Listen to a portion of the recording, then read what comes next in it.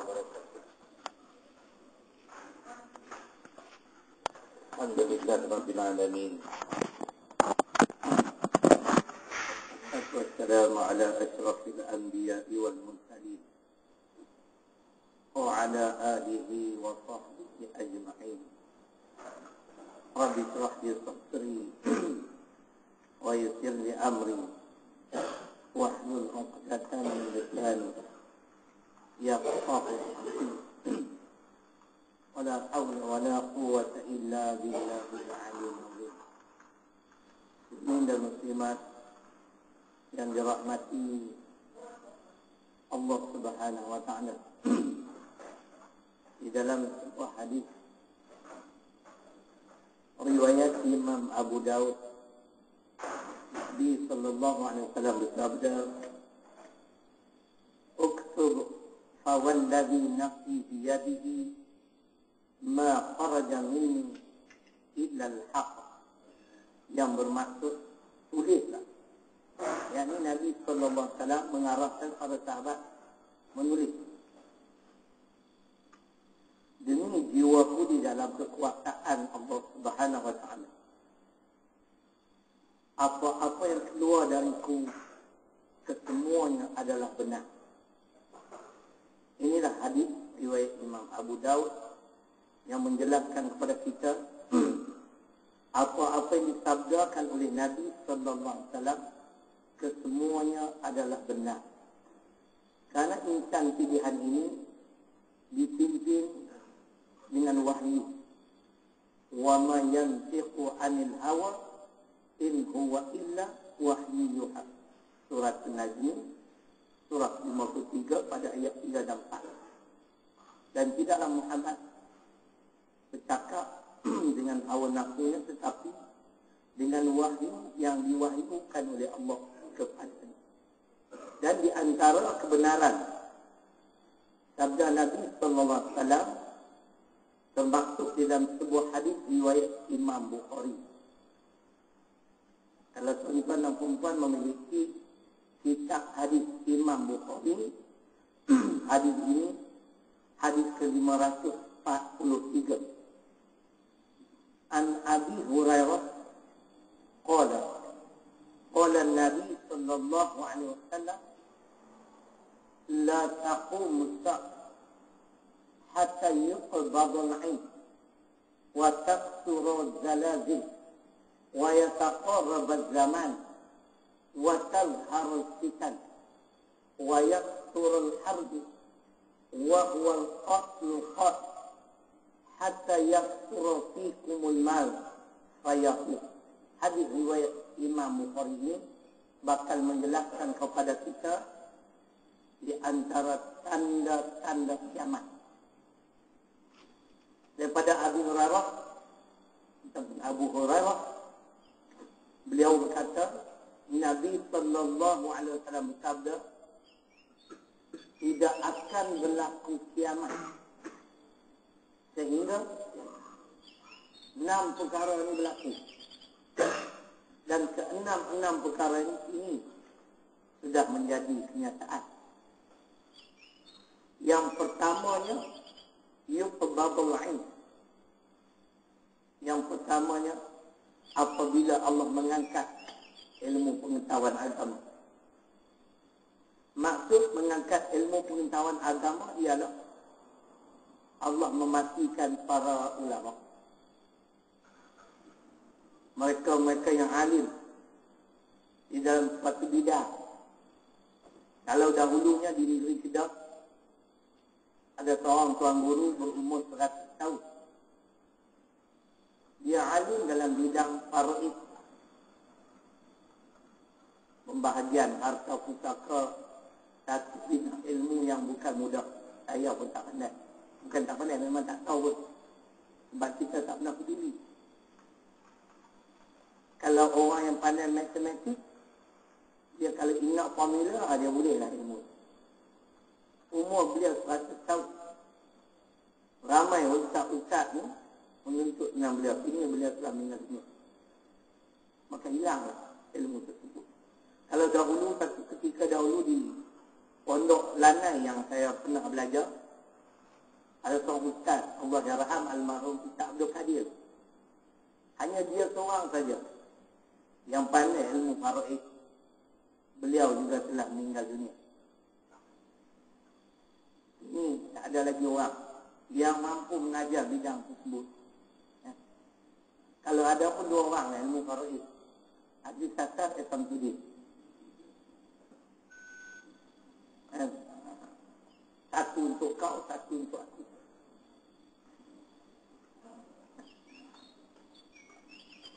Jadi di akhir zaman, tuan-tuan dan puan-puan, Allah mengangkat ilmu pengetahuan agama, yakni dengan mematikan para ulama. Di negeri saya juga, tuan-tuan dan puan-puan, dahulunya ada seorang tokoh ulama khusus bidang tafsir, almarhum Allah yarham Tuan Guru Haji Hashim Salah. Tuan-tuan tahu dah, dia ajar kitab tafsir. Dia hanya buka Al-Quran sahaja. Al-Quran yang tak ada makna, tak ada tafsiran. Tapi yang hebatnya, segala tafsiran yang ada dalam kitab tafsir kita, yang beliau tafsir itu sama dengan apa yang kita miliki. Sedangkan beliau hanya merujuk pada Al-Quran. Saya pernah bertanya kepada beliau, berapa lama Ustaz Tuan Guru belajar di Mekah? 5 tahun. Khusus bidang ilmu tafsir. Beliau hanya perlu buka Quran saja. Bahkan bilangan besar ayat Al-Quran semua beliau hafal. Hebat. Beliau lah di antara menjadi yang saya dapat ilham minat kepada ayat Quran. Sebab saya kagum dengan kemampuan beliau mengingati ayat Quran, asbabun nuzul, sebab-sebab turun ayat. Sedangkan beliau hanya merujuk pada Al-Quran. Ini beliau telah meninggal dunia. Satu kerugian. Dan ada seorang lagi di Kedah ni, Tuan Guru Haji Saleh Musa. Beliau menuntut ilmu agama di Mekah selama 12 tahun. Umur beliau hampir 80 tahun. Beliau ni pula, tuan-tuan dan puan-puan, alim dalam bidang akidah, bidang tauhid. Memang hebat. Itu saja seorang yang ada lagi di Kedah.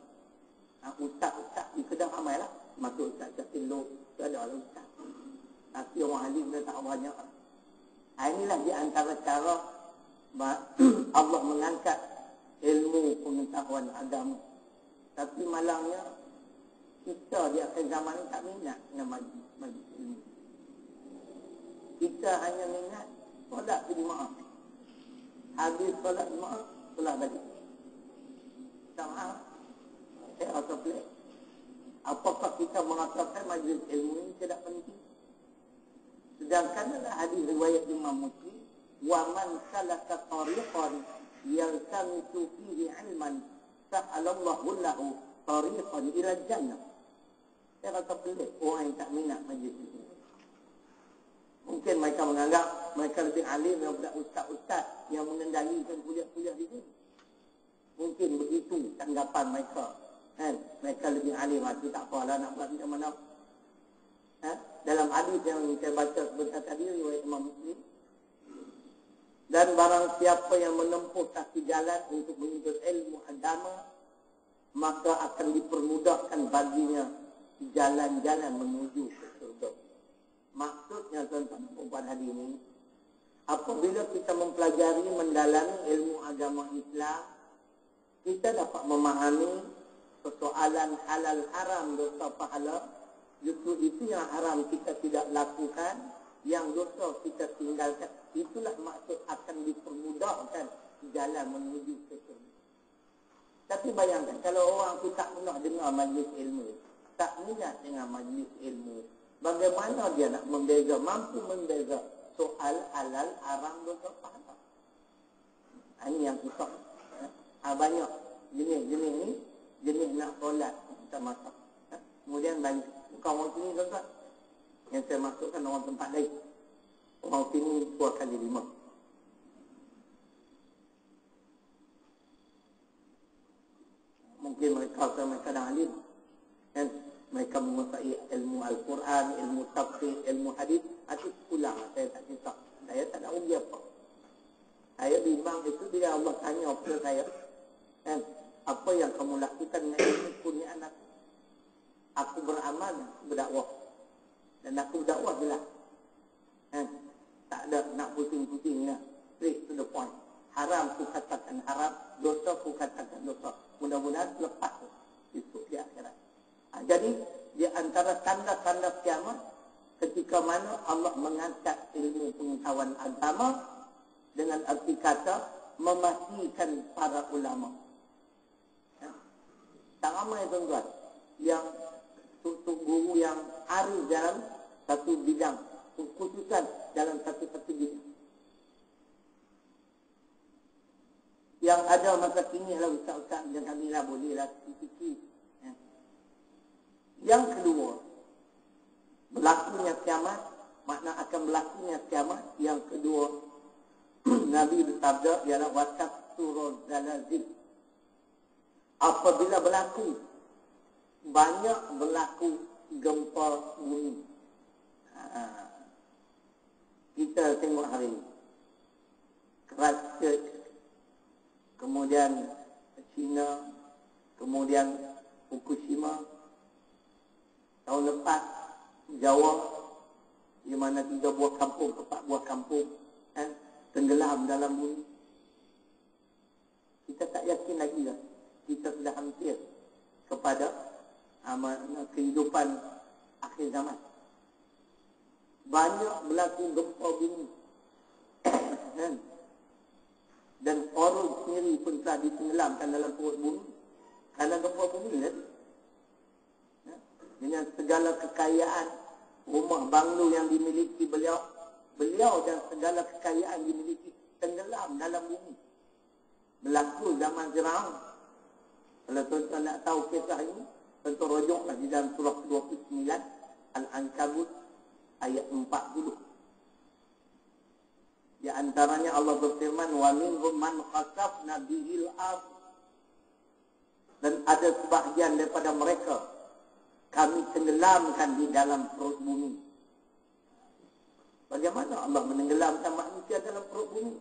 Berlaku gempa bumi, berlaku cerita. Berlaku gempa bumi di sana sini. Ini dah menjadi kenyataan yang tak dapat kita nafikan lagi. Makna kita ni hampir dah. Tanda-tanda kiamat sudah hampir. Makna kalau kita melihat sepotong ayat Quran sebagai peringatan kepada Allah, sebelum kita ditimpa, dilanda dengan malapetaka, sebagaimana gempa bumi dan sebagainya, maka sebaik-baiknya kembalilah kita kepada ajaran agama Islam. Di antara peringatan Allah di dalam surah Az-Zumar, surah ke-39 pada ayat ke-54, Allah berfirman, wa anibu ila rabbikum wa aslimu lahu min qabli an ya'tiyakumul azab thumma la tunsarun. Ada dua permintaan Allah atau perintah Allah. Yang pertama, wa anibu ila rabbikum. Allah memerintahkan manusia supaya kembali kepada Allah dengan taubat. Setelah kita bertaubat, wa aslimu lahu, Islamkan diri kita. Makna tunduk dan patuh kepada segala perintah-perintah Allah. Itu makna Islam. Min qabli ayyatiyakumul azab, sebelum kamu didatangi dengan azab atau malapetaka, tsumma la tunsarun, kemudian kamu tidak akan mendapat sebarang pertolongan lagi. Betul tak ayat itu? Saya ni baru recover daripada sakit tak hari. Tak boleh berdiri lama, dia nak tumbang. Doktor low blood pressure. Saya pergi cek doktor. Doktor kata tak ada salah apa-apa. Okay. Tip-top condition. Cek kencing mana? Tak ada kencing tawar tak. Rupanya dehydration apa benar. Yang kurang air. Dah baik yang tu pula batu pula tuan-tuan. Allah. Tak kaki satu. Ya. Ini kafarah. Ya. Kenapa? Karena banyak duk kata kat orang.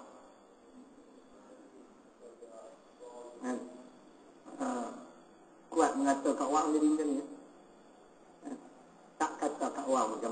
tuan-tuan, yang menyalahi ajaran Allah manusia bukannya lembu. Kan? Mau tak mau kena kata Al-Quran juga diturunkan kepada umat manusia, bukan kepada kambing dan lembu. Saya terima lah nak buat benda ni, baca lah daripada semalam sampai sekarang. Baik, jadi maknanya itu peringatan Allah kepada kita semua tentang taubat. Dan pentingnya kita menjadi seorang hamba yang Islam. Ya ayyuhalladzina amanu taqullah. Ya ayyuhalladzina amanu taqullaha haqqa tuqatih wa la tamutunna illa wa antum muslimun. Ali Imran ayat 102. Wahai orang beriman, bertakwalah kamu kepadaku dengan sebenar-benar takwa, dan janganlah kamu mati melainkan hal keadaan kamu Islam. Islam dengan arti kata tunduk dan patuh mengikut perintah Allah, mengikut tafsiran Profesor Mahmud Yunus. Islam itu adalah orang yang tunduk dan patuh mengikut perintah Allah. Itu arti Islam. Yang ketiga adalah hadis riwayat Imam Bukhari. Nabi menyatakan wa yataqarrabaz zaman. Di antara tanda-tanda kiamat ialah apabila masa terlalu singkat. Tengok tuan-tuan, dah penghujung bulan April. Jangan lupa muslimat, 1 Ogos bersamaan 1 Ramadan. Kita dijangka menyambut Idul Fitri 30 Ogos. Oleh itu bolehlah tempah baju ke apa. Saya dah tempah dah 4 lain. Takut tak sempat, tukang jahit pun sibuk sekarang. Kan? Lagi 3 bulan kita akan didatangi oleh 1 bulan yang penuh keberkatan, Ramadan Al-Mubarak. Baru masuk tuan-tuan, rasa-rasa macam baru saja tahun 2011. Ini dah hampir pertengahan tahun. Ini satu kenyataan yang bukan ramalan tau. Saya tidak bersetuju kalau ada pendakwah menyatakan ini merupakan satu ramalan daripada Nabi sallallahu alaihi wasallam. Tukang ramal ni hanyalah nujum pak belalang. Nabi bukan tukang ramal. Dia ni bukan astrologer ke apa benda ke. Bukan. Dia ni orang yang dipilih oleh Allah, dipandu dengan wahyu. Maka jelas kepada kita hari ini masa terlalu singkat. Kalau kita manusia yang tak pandai mengendali masa, maka rugilah kita. Sesuai dengan firman Allah, wal 'asri innal insana lafi khusri. Dan demi masa sesungguhnya manusia itu di dalam kerugian. Sebab itu tuan-tuan, bila saya pandu kereta sendiri, kalau saya silat merah, tak ada kereta saya langgar saya silat. Polis tahan, kenapa ustaz tak berhenti? Wal 'asri, demi masa. Sesungguhnya manusia itu di dalam kerugian. Tak tunggu apa lagi. Pagi ni pun sahabat saya langgar orang, saya silat. Demi masa. Kan? Kalau kita tak pandai kendali masa, tuan-tuan, memang tu kejap. Kerja tu tak beres, kerja ni tak beres. Banyak kerja yang tak beres. Sedangkan Allah mengurniakan kepada kita 1 hari 1 malam 24 jam. Kata Dr. Hamzah rahimahullah, 24 jam ini hendaklah dibahagi pada 3 bahagian. 1/3, yakni 8 jam untuk kita mencari rezeki. Kalau dulu zaman dulu orang kerja 9 to 5. Betul, memang 8 jam. Dan sebahagian lagi 8 jam untuk kita buat apa, tuan-tuan? Beribadah kepada Allah. Dan baki 8 jam lagi adalah untuk rehat.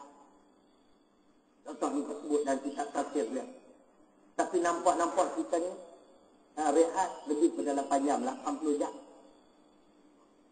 Cari rezeki 100 jam. Amal dan ibadah tak sampai sejam. Kalau kita campur-campur 5 waktu solat fardu, tuan-tuan, saya ingat tak melebihi 1 jam.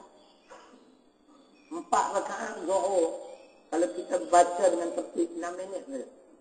Itu pun kalau kita tak wirid. Makna kalau 5 waktu baru setengah jam. Kemana masa kita habiskan juga? Sebab tu saya amalan saya ada yang amalan-amalan tertentu. Di antaranya saya suka meneliti tafsir Quran, hadis.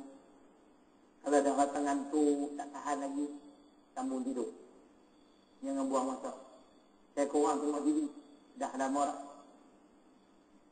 Kecuali kadang-kadang tengok berita-berita nasional ke, siapa-siapa mati ke, siapa nak fitnah siapa ke pula, kan? Kena tengok je lah. Kalau tak tengok TV langsung pun tak betul je. Kita kemungkinan ketinggalan, kan? Dengan berita-berita terkini. Walau bagaimanapun jangan buang masa. Kadang-kadang contoh kita sebahagian bukan orang sini, orang sini lah. Penjen-penjen tu lepok kedai kopi, sembang kosong, apa faedah? Kritik ustaz, kondem ustaz. Kita tanya awak ni ustaz tak? Tidak, baru nak start. Buang masa, sembang kosong, apa faedah? Cuma kita latih diri kita. Sebab tu saya banyak baca. Walaupun tak kuat baca, tapi saya suka baca. Kemana-mana saya pergi tuan-tuan, saya akan bawa terjemahan tafsir Quran yang macam ni, senang dari hadis. Kemudian yang terkini Ustaz Zahzal Muhammad telah mengeluarkan hadis 40 terjemahan dan syarahan oleh beliau. Saya syorkan tuan-tuan beli. Besar ni ya, harga 23 ni. Mana-mana pun sekarang saya bawa. Kita hadis 40. Sementara nak tunggu flight, nak tunggu bas, saya boleh tengok apa maksud hadis ni, apa pengajaran hadis ni. Dah banyak pula saya boleh hafal tak hadis tak. Jangan buang masa.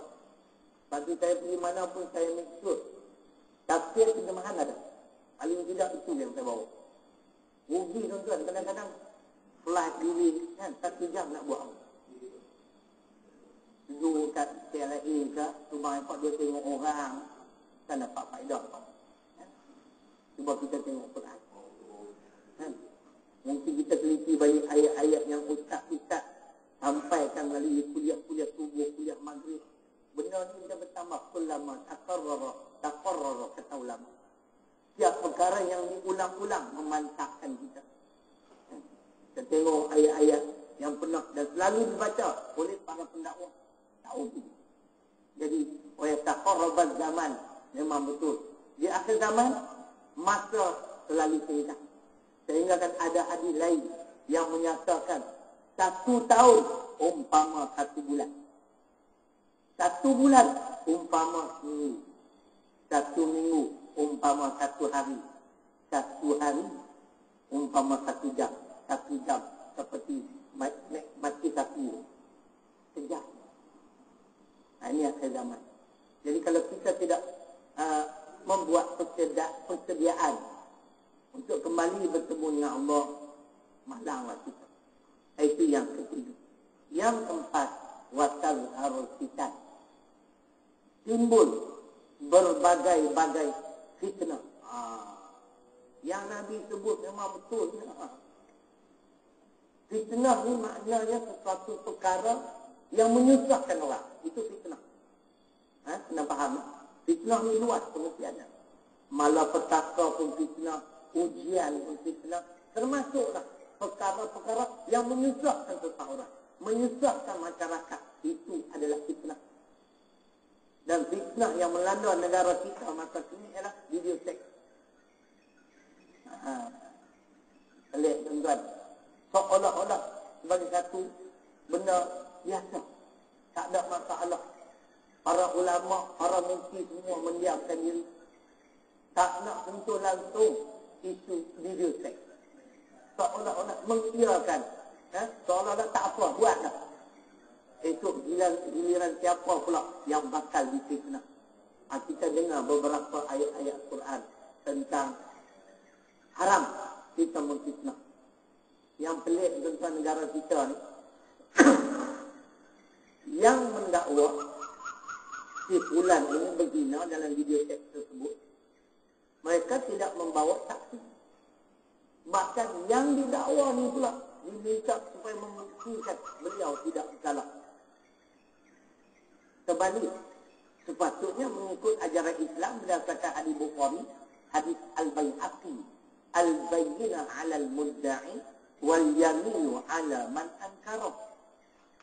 Yakni keterangan bagi pihak yang mendakwa. Yakni pendakwa wajib membawa keterangan. Wal yaminu 'ala man ankara, dan yang didakwa hendaklah bersumpah. Macam tu. Dalam isu ini dia masuk dalam kategori qazaf.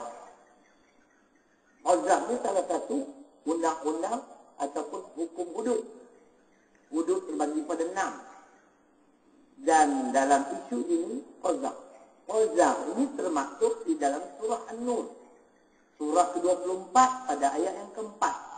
Walladzina yarmunal muhsanat thumma lam ya'tu bi arba'ati syuhada fajliduhum thamanina jald.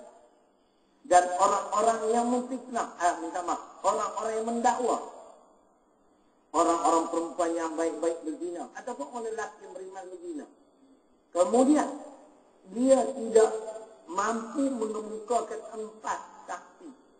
Saksi adil, tuan-tuan. Saksi adil ni makna saksi yang tidak terlibat dengan dosa-dosa besar dan tidak mengekali dosa-dosa kecil. Itu saksi adil. Yang mendakwa ni Datuk T. Allah. Siapa tak kenal mereka? Rahim Tanbisi. Dia juga pernah juga didakwa satu ketika dulu. Kes prank, kan? Rogol. Gadis bawah umur 15. Tapi biasalah Mahkamah Malaysia ni, tuan-tuan. Yang mana orang dia lepas. Sebab tu hakim-hakim ni layak kan nak masuk-masuk. Minta maaf kalau ada aku kat sini. Kan? Nabi kata 2 hakim, 3 hakim, 2 masuk neraka, 1 masuk syurga. Yang masuk syurga tu hakim yang dia tahu ini adalah kebenaran dan dia menegakkan kebenaran. Yang masuk neraka macam ni, dia tahu kebenaran tapi dia menyimpang daripada kebenaran. Yang keduanya, yang menjatuhkan hukuman secara jahil. Jadi 3 hakim, 2 masuk neraka, 1 masuk syurga. Kalau di Malaysia, semua masuk neraka. Bukanlah semua, 99%. Inilah tuan-tuan, puak-puak ni ego tinggi sangat.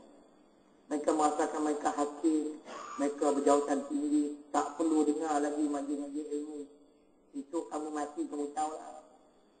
Kamu hakim ke, kamu pangkat apa sekalipun, kamu tunggulah.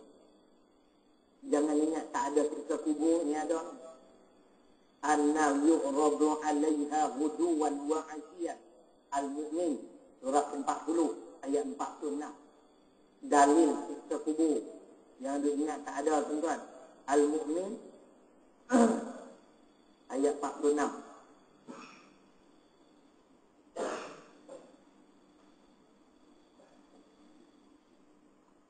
Ayat ini menjadi dalil, ini tafsiran dia, bukan makna dia. Di ayat ini menjadi dalil tentang azab seksa yang akan menimpa orang-orang yang ingkar semasa mereka berada dalam kubur. 4. Tetap masing-masing di alam barzakh. Jangan tak percaya. Ini dalil Quran yang saya baca ni. Surah ke-40 ayat 46 Al-Mu'min. Kadang-kadang sebahagian Quran dia tak sebut Al-Mu'min, dia sebut Ghafir. Jadi surah ke-40 ni ada 2 nama. Al-Mu'min pun dia, Ghafir pun dia. Jadi jangan keliru. Kalau ada pelajar tak kata Ghafir, Ghafir tak ada, Al-Mu'min ada. Sebab tu saya sebut kita ni kena minat Quran. Ambil tauhid. Banyak surah-surah dalam Quran ni yang ada 2 nama. Surah ke-40, surah ke-41, surah ke-36, itu semua ada 2 nama. Jadi maknanya timbul berbagai-bagai fitnah. Fitnah ini haram, tak boleh. Di dalam Al-Baqarah ada 2 ayat tentang fitnah. Ayat 191 dan 217. Al-fitnatu asyaddu minal qatli. Fitnah itu lebih dahsyat daripada membunuh. Pada ayat 217, al-fitnatu akbaru minal qatli. Fitnah itu lebih besar dosanya daripada membunuh. Dan daripada 2 ayat ini ada lagi 2 ayat. Surah An-Nur ayat ke-19. Saya tak berapa ingat ayat ini, kita rujuk. Surah ke-24 ayat ke-19. Tentang tidak dibenarkan kita memfitnah. Surah ke-24 ayat 19. Innal ladzina yuhibbuna an tasi'al fahisha fil ladzina amanu lahum 'adzabun alimun fid dunya wal akhirah wallahu ya'lamu wa antum la ta'lamun. Sesungguhnya orang-orang yang suka terhebah tuduhan-tuduhan yang buruk dalam kalangan orang-orang yang beriman. Tuduhan yang tidak ada asas. Tuduhan yang tidak ada bukti. Mereka akan beroleh azab siksa yang tidak seperti sakitnya di dunia dan di akhirat. Dan ingatlah, Allah mengetahui segala perkara sedang kamu tidak mengetahui yang demikian. Maksud di sini, mereka akan mendapat siksa yang tidak seperti sakitnya di dunia.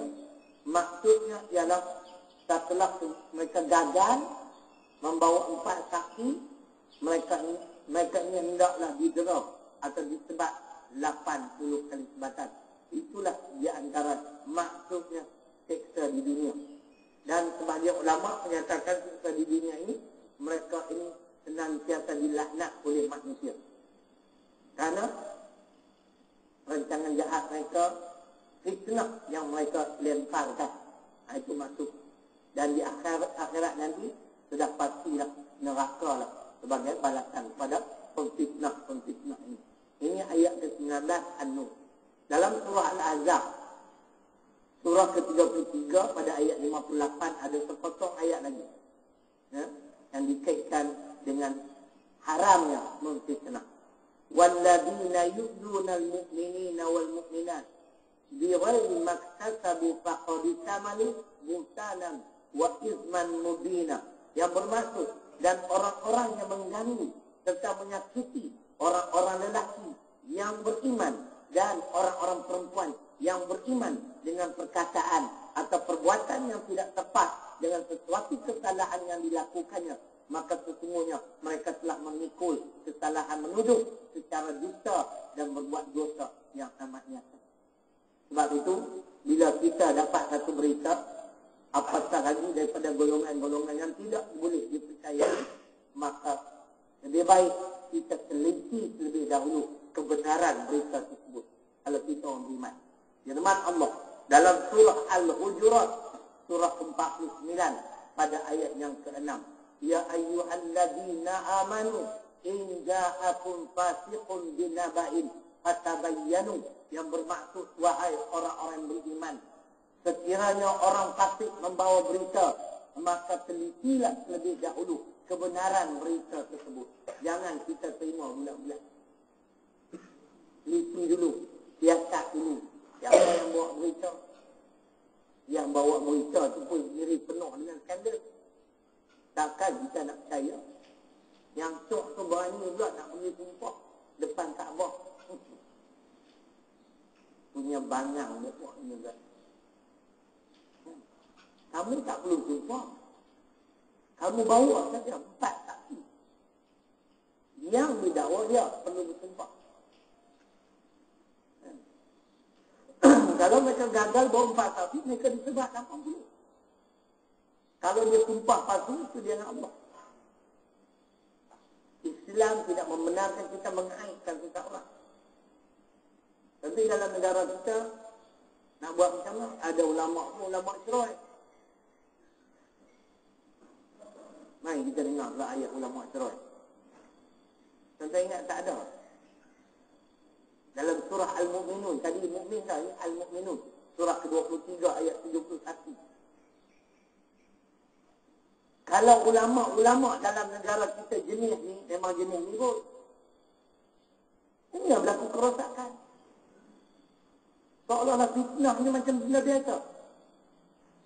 Tidak berdosa. No problem. Buatlah. Cuba kita dengar firman Allah.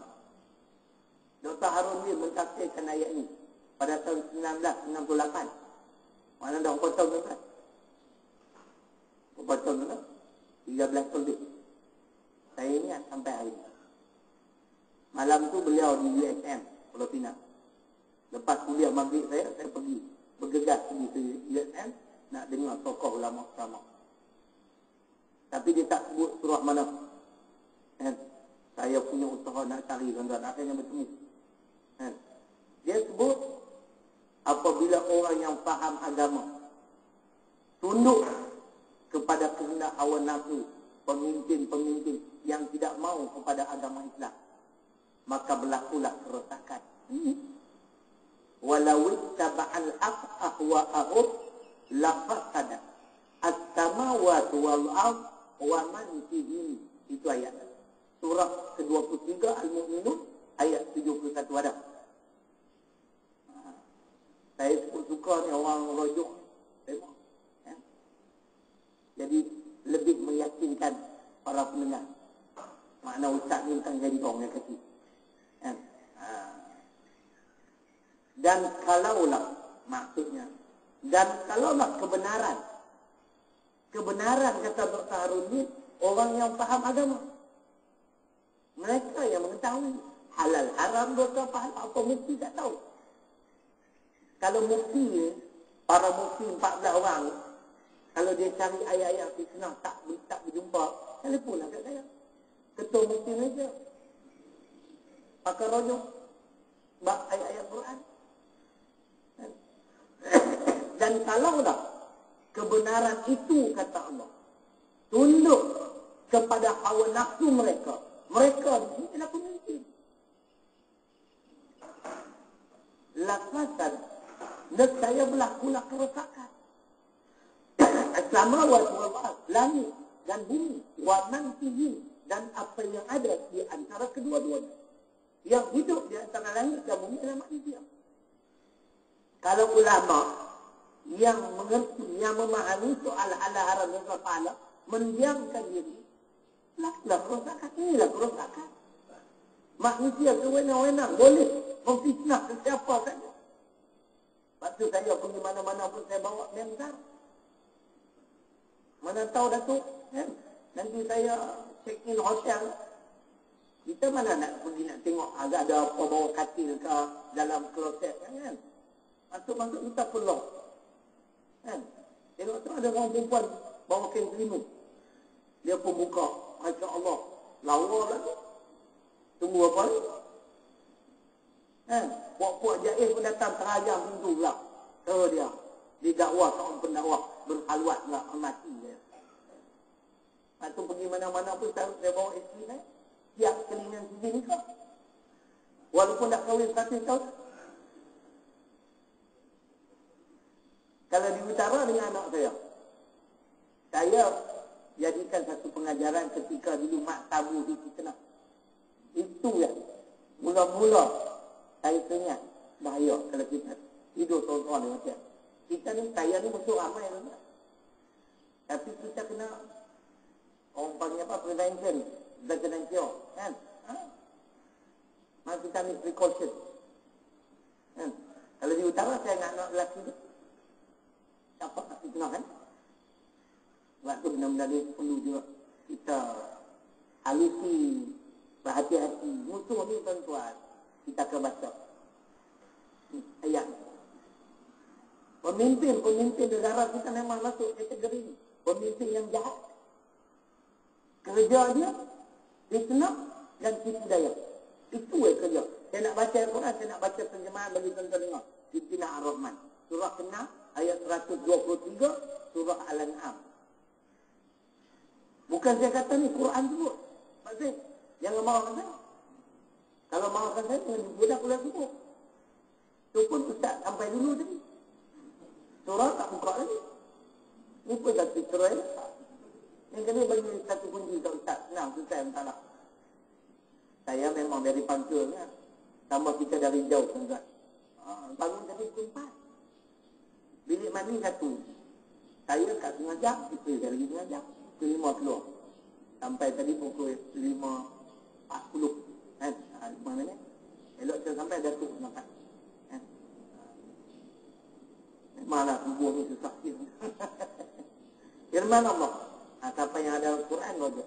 Tapi terjemahan di sini lebih menarik. Wa kadzalika ja'alna fi kulli qaryatin akabira mujrimiha liyamkuru fiha wa ma yamkuruna illa bi anfusihim wa ma yash'urun. Sadaqallahul azim. Dengar mana dia? Dan demikianlah kami adakan dalam tiap-tiap negeri orang-orang besar yang jahat. Cuba baca tafsir Al-Qamsah. Orang-orang besar yang jahat pemimpin, siapa itu? Bukanlah semua pemimpin. Bukan. Saya tidak menyatakan semua. Sebahagian. Ini jahat, ini jahat. Apa kerja mereka? Supaya mereka melakukan tipu daya di negeri itu. Inilah kerja. Untuk mengekalkan kekuasaan mereka, mengekalkan pemerintahan mereka, mereka duk fikir jangan nak gitu. Lagi. Padahal tiadalah mereka memperdayakan selain dari dirinya sendiri. Kerana mereka lah yang akan menerima akibatnya yang buruk. Sedang mereka tidak menyadarinya. Jadi saya nak baca sebuah hadis Al-Zuhri. Dalam hadis ini ada sepotong Al-Quran. Sebagai peringatan. Jangan sesekali kita bekerja sama dalam tipu daya yang jahat. Ini amat dilarang. Sabda Nabi sallallahu alaihi wasallam, la tamkur wa la tu'in makira fa inna Allah ta'ala yaqul wa la yahiqu al-makru illa bi ahlihi. Kalau tuan-tuan ada kitab tafsir, memang ada di sini pada kitab tafsir Dr. Hamka. Beliau mensyarahkan hadis dan ayat Quran ini memang baik. Yang bermaksud la tamkur, dan janganlah kamu merancang dengan tipu daya yang jahat. Wala tu'in makiran. Kemudian Nabi menyatakan, dan jangan kamu bekerja sama dalam perancangan yang jahat. Wa inna Allah Ta'ala yaqul, maka sesungguhnya Allah Subhanahu wa Ta'ala berfirman. Ayat Quran. Wala yahiqu, dan tidaklah akan menimpa al-makru sayyi, sesuatu perancangan yang jahat, illa bi ahlihi, melainkan akan menimpa orang-orang yang merancangnya sendiri. Ayat Quran ini dalam surah Fatih, surah ke-35, di pertengahan ayat 43. Dr. Hamka sebut apa tuan-tuan? Beliau mentafsirkan ayat Quran ini, perancangan jahat pemimpin-pemimpin yang tidak beriman ini tidak lain tidak bukan, kata beliau, adalah satu proses daripada Allah untuk mempercepatkan kejatuhan mereka. InsyaAllah tuan-tuan, tunggulah. Dah jelas dah tuan-tuan di Sarawak. Orang Cina tak bunyi, belah pekan semua tak bunyi, menang besar. Saya tak sepanjang kalau Perdana Menteri buat announcement Pilihan Raya ke-13 ini, kita tangguh dengan tasbih kafarah dan makasri.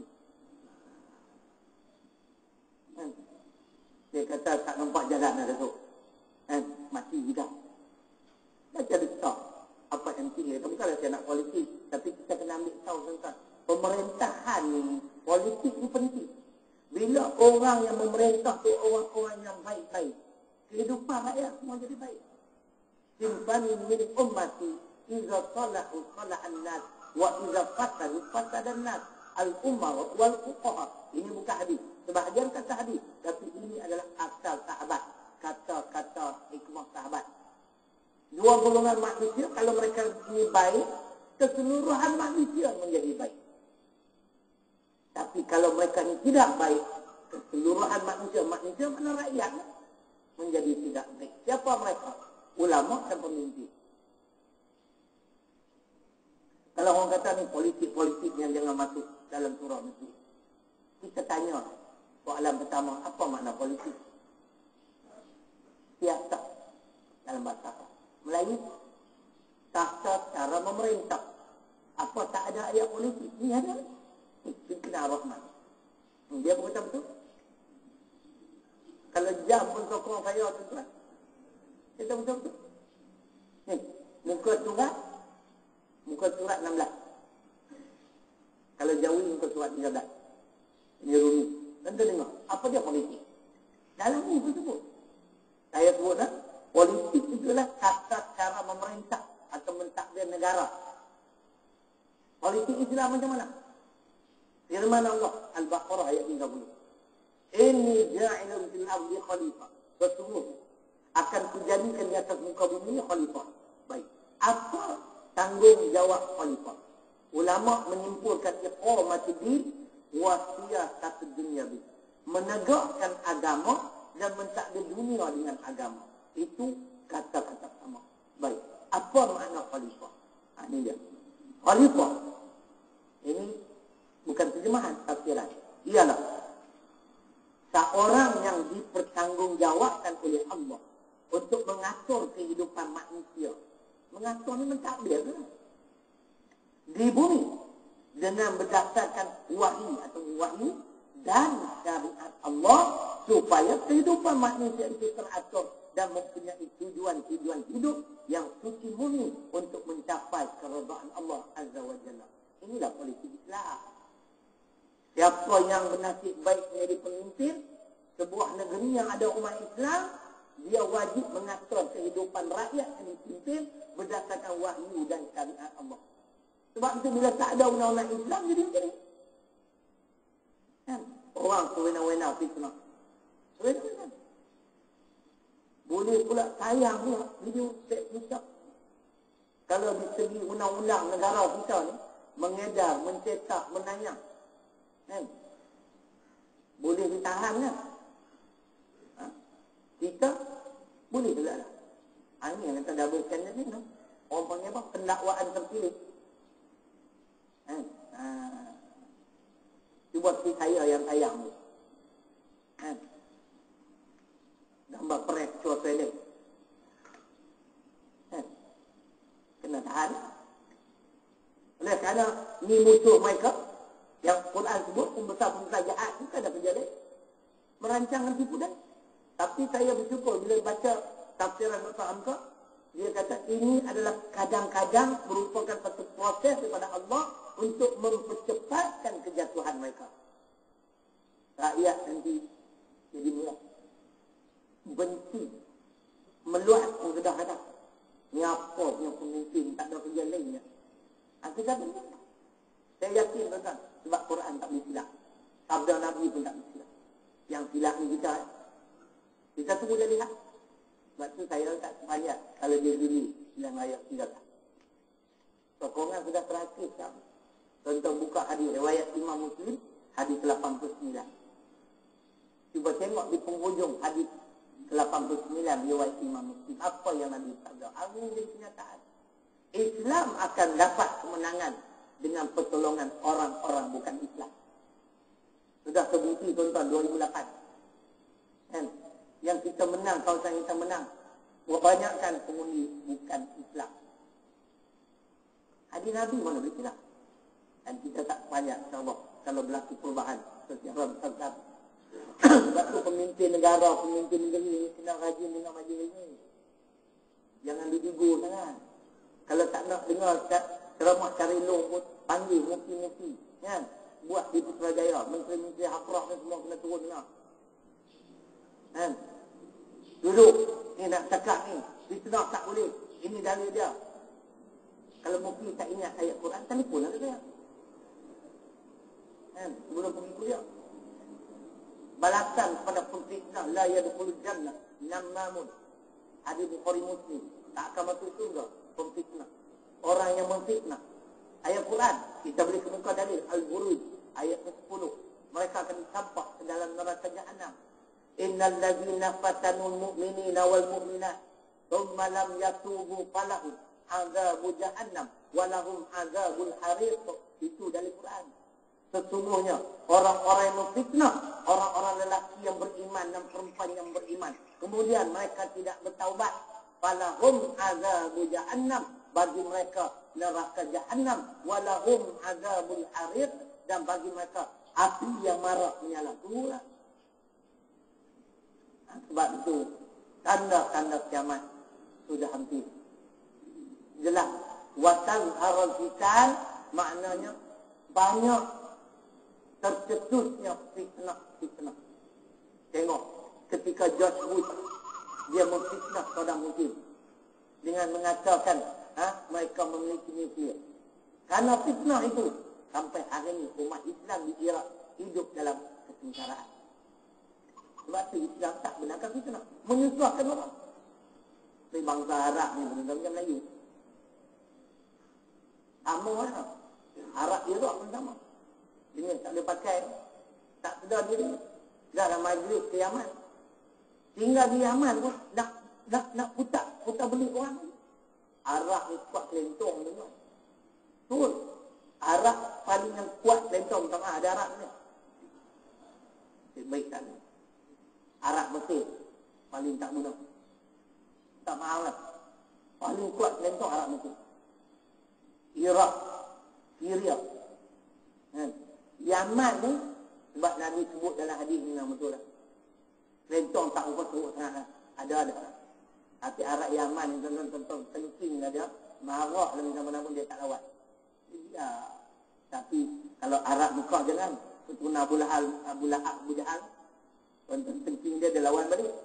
Ini Arab tak sedar diri. Dah nak migrate ke Yaman. Duduk sana pun tinggal di sana pun nak kelentong lagi. Dalam negara awak ni belah pucat kaki. Inilah hasil fitnah Jatuh. Maksud kita tidak dibenarkan sama sekali memfitnah. Karena dia membawa kerosakan, kekacauan, kesusahan kepada sesama ataupun kepada sesuatu masyarakat. Yang kelima dalam hadis ini ialah wayaqturul harbi wa huwal qatl. Maksudnya kita akan melihat akan berlaku banyak pembunuhan demi pembunuhan. Siapa nak menafikan? Sekarang di Libya berapa ribu orang yang telah dibunuh oleh Gaddafi. Itu pun jangan. Gaddafi nak mati syahid. Gaddafi nak mati syahid. Tapi kalau tanya ustaz-ustaz di Malaysia memang mereka sokong Gaddafi. Tapi kalau tanya Syekh Dr. Sofabawi, dia kata siapa yang bertemu Gaddafi bunuh Gaddafi. Tuan-tuan berhati-hati nah. Ada dalam negara kita ni satu golongan yang senantiasa akan menjaga hadis riwayat Imam Muslim. Yang bermaksud kamu hendaklah dengar dan taat kepada pemimpin walau dia zalim selama mana dia mendirikan salat. Ada tak orang baca ni? Tentu jaga dia. Ini ejen-ejen Yahudi Nasrani, ustaz-ustaz ni. Wajib dibunuh. Bukan bunuh jasad dia tu, kerjaya dia. Jangan disebut lah. Ini ejen-ejen Tauhid semua ni. Mereka hanya baca hadis tu. Saya nak cabar ustaz-ustaz ni buka kitab Riyadhus Shalihin. Bab amar ma'ruf nahi munkar. Bab 23 hadis Bukhari dan Muslim. Kenapa hadis Bukhari dan Muslim ini tidak dibaca? Dia ada exceptionnya. Dia ada pengecualiannya. Kita tak semestinya senantiasa dengar dan taat kepada pemimpin. Ada hadis ini, kenapa mereka tak baca? Yang Nabi bersabda, illa antara kufran bawahan indakum fihi minallah burhan. Kecuali pemimpin-pemimpin yang kekufuran mereka nyata dan kamu memiliki hujah di sisi Allah. Maksudnya begini, pemimpin kita ni saya berani menyatakan dengan tegas mereka ni kufur dengan nyata. Apa dalil? Mereka menolak undang-undang Islam. Mereka tak mau undang-undang Qazaf bahawa 4 saksi adil. Tidakkah ini kufur yang nyata? Ini bukan cakap kufur, bukan cakap syirik. Inilah bid'ah yang sesat. Jadi kalau kita ada hujah, dengan hujah Al-Quran, hadis menyatakan mereka kufur dengan nyata, ketika itu kita tidak perlu lagi dengar dan taat pada mereka. Ini jahat juga. Ada beberapa orang ustaz-ustaz Ustaz Lembah Belang lah, sebagian besar tu daripada Indonesia. Ini yang jenis cari makan, tak apalah, nak cari rezeki di Malaysia, tapi janganlah sokong terus. Tak nak cakap benar bidang politik, diam. Jangan baca hadis. Kamu baca hadis ni, kamu tak baca hadis yang saya baca. Bukhari dan Muslim yang saya baca. Bab amal makruf nahi munkar. Bab 23 kitab Riyadhus Shalihin. Balik rojok, tuan-tuan bertemu dengan hadis ni. Apa yang anda biasa? Kita tak perlu dengar, tak perlu taat. Sekiranya kekufuran mereka nyata dan kita ada hujah, saya boleh kemukakan dari Quran. Dalam kita memilih seseorang sebagai pemimpin, kalau orang yang kita nak pilih ini, walaupun bapa kita sendiri, tapi kalau kekufuran yang nyata, kalau dia mengutamakan kekufuran daripada keimanan, dia tidak layak menjadi pemimpin pada kita, walaupun bapa sendiri. Kalau tadi hadis, ini ayat Quran martabat lebih tinggi daripada hadis. Firman Allah surah 9 At-Taubah ayat 23 sebagai penambahan. Ya ayyuhalladzina amanu la tattakhidhu aba'akum wa ikhwanakum awliya in istahabbul kufra 'alal iman wa man yatawallahum minkum fa ulaika humul zalimun. Wahai orang-orang beriman, janganlah kamu menjadikan bapa-bapa kamu dan saudara-saudara kamu sebagai orang-orang yang didampingi jika mereka memilih kufur dengan meninggalkan iman. Kufur, tuan-tuan, bila tolak undang-undang Islam, terima pakai amal undang-undang kita amal itu, kufur syirik. Tak boleh. Tengok itu. Dan siapa di antara kamu yang menjadikan mereka orang-orang yang didampingi, maka mereka lah orang-orang yang paling zalim kita.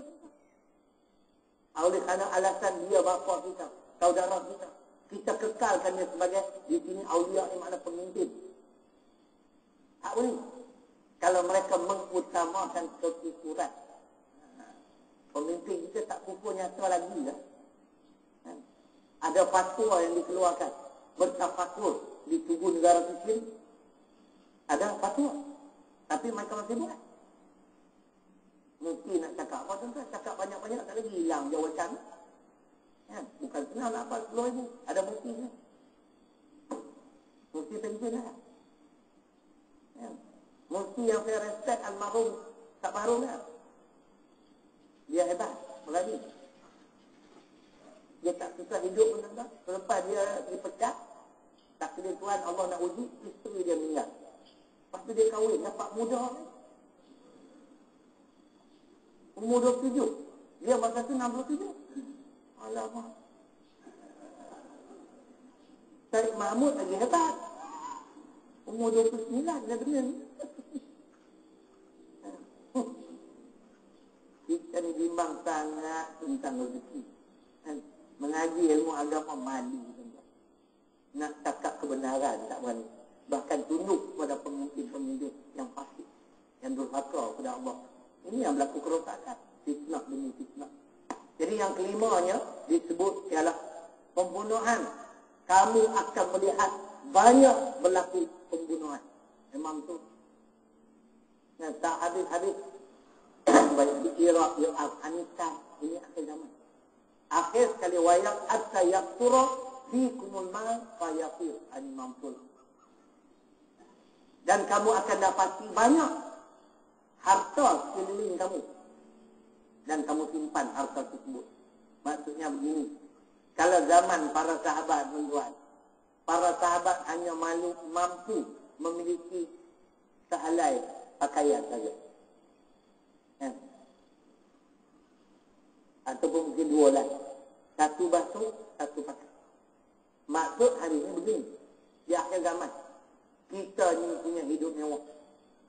Pakaian kita 3-4 almari.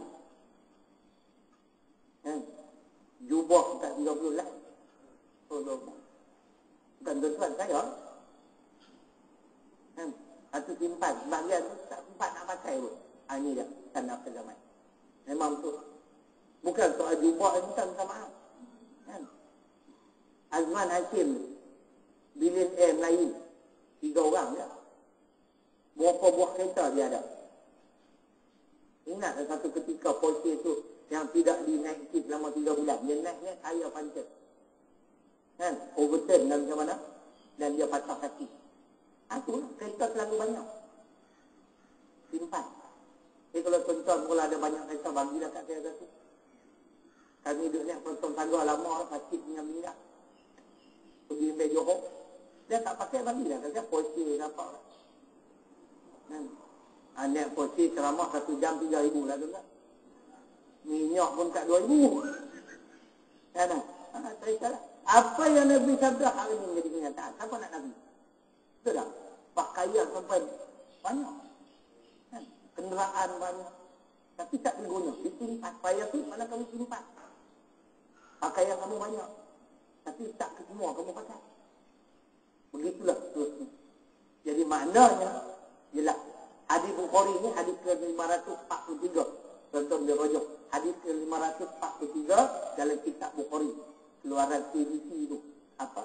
Kelang Book Center apa? Ya? Tuan-tuan boleh bertemu dengan ini. 6 perkara yang disabdakan oleh Nabi SAW ini sudah menjadi kenyataan. Jadi cukuplah. InsyaAllah, mudah-mudahan sedikit sebanyak yang telah saya sampaikan pada pagi ini memberi manfaat kepada saya, kepada tuan-tuan dan perempuan sebagai tazkirah, sebagai peringatan supaya kita senantiasa memperbaharui tekad untuk kita mengakhiri sisa-sisa kehidupan kita di dunia ini dengan beramal dengan amal-amal saleh, amal-amal yang diridai oleh Allah SWT. Satu pengumuman, nak lama dah tak datang, saya dalam proses membina fasa ketiga bangunan 2 tingkat untuk orang perempuan, bangunan asrama yang kosnya 400,000. Saya dah dapat hampir 120,000. Jadi masih kekurangan 280,000. Kita buka untuk skim wakaf. Skim wakaf yang kami lancarkan ini agak berbeza sebab tidak ada limit. Maksudnya kita tak buat satu kaki persegi RM50. Kita buka tanpa had. Siapa-siapa nak sumbang, niat saja wakaf walaupun RM1. Jadi kalau pagi ni ada di kalangan tuan-tuan perempuan yang rasa-rasa nak wakaf, niatlah wakaf sama ada untuk yang hidup maupun yang telah meninggal, kerana hadis Bukhari Muslim jelas. In qata'a amalu illa bisalah, semua amalan terputus kecuali 3, sedekah jariyatin, sedekah jariyah. Sedekah makna pahala yang berjalan berterusan. Lagi ada bangunan tu, dan kami terpaksa bina asrama 2 tingkat ni, memandangkan yang ada ni, asrama yang ada dalam bangunan 3 tingkat ni dah tak sesuai tinggal dalam bangunan yang sama. Jadi bila dia orang berpindah ke bangunan baru, asrama yang ada kita akan tukar jadi bilik pengajian. Kita akan wujudkan perpustakaan dan bilik IT di situ. Memandangkan sambutan alhamdulillah masuk tahun ketiga, ini kami mempunyai 57 orang pelajar lelaki sahaja. Dan saya baru saja dapat lagi 2 orang tenaga pengajar, 1 orang penghafaz Quran, dan isterinya tu adalah pelajar mungkin saya boleh sebut excellent, khususnya dalam bidang bahasa Arab. Jadi bila saya dapat news dia orang nak pulang ke Malaysia, tak ada tambang tiket nak balik, saya suara dengan AJK, kita hantar tiket harga terbang dan kita boleh sign kontrak. Tak payah lama-lama. Saya hantar 3,000, kerja dengan saya 30 tahun cukup. Sebab saya merasakan satu kerugian kalau saya tidak mengambil peluang employ ustazah. Dia memang pandai bahasa Arab, tuan-tuan, sehingga semua pelajar-pelajar Malaysia di Syria mengaku dia yang terbaik. Khususnya dalam surat menyurat ni, antara bangsa dia memang pandai. Dan dia banyak terjemah kitab-kitab Arab. Jadi saya nak mengambil kesempatan, dia kerja dengan saya tu, saya nak ajak dia terjemah sebuah kitab hadis, Surah Al-Iqab, yang dikarang oleh para ulama hadis di bumi Yaman untuk dimanfaatkan untuk kita. Sebab dalam kitab ni ayat Quran hadis sahih, ayat Quran Quran hadis memang menarik, tapi kalau kita seorang saja faham, tak dimanfaatkan rugi. Justru itu yang saya employ dia. Alhamdulillah, saya sediakan rumah, beli motosikal dulu, sementara dia orang nak stabil. Ada itu doa lah, mudah-mudahan perancangan saya ni mendapat keridhaan Allah, mendapat kejayaan. Bukan untuk saya, tapi untuk Islam dan umat Islam. Jadi insyaAllah kita dapat menyumbang, niatlah wakaf insyaAllah. Jadi mungkin kita boleh bentang sejadah. Terima kasih di atas perhatian tuan-tuan dan puan-puan. Aqulu qawli hadza wa astaghfirullahaladzim li wa lakum. Assalamualaikum warahmatullahi wabarakatuh.